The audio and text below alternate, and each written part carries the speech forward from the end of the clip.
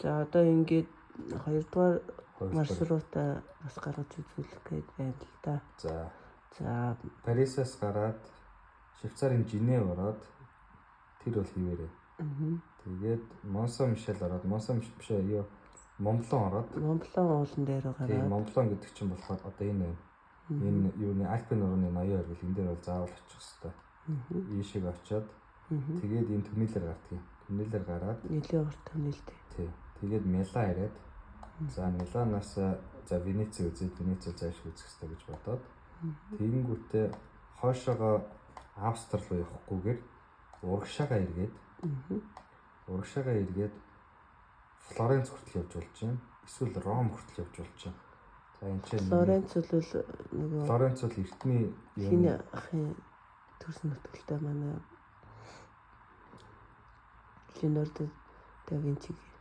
За тэгвэл Флоренц ороод тэгээд Урагшаага явна гэдэг юм бол нэмээд Ром болж явж байна. Гэтэ Ром орчих юм бол яг 9 самраа дахиад буцаа явна гэсэн. Тэгэхээр эцэнээсээ буцаж яваад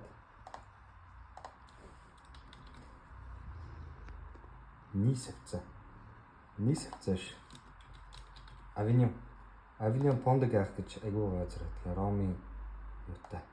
Эртний гүртэй.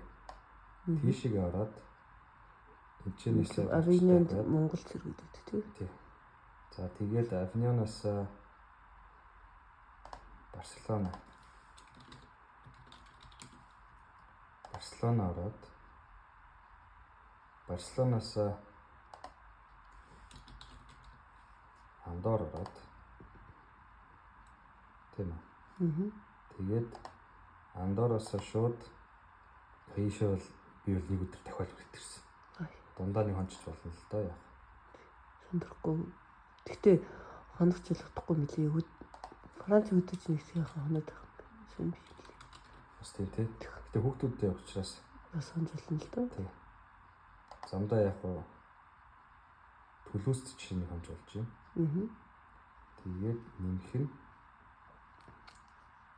яаж тэмээд байгаа юм бэ? За тэгээд Төлөөс хоноод тэгээд Парис руу ирэх.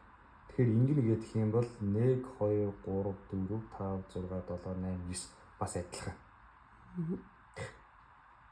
Ингээд. Ийм хэлбэр байна. Та ярилцъя.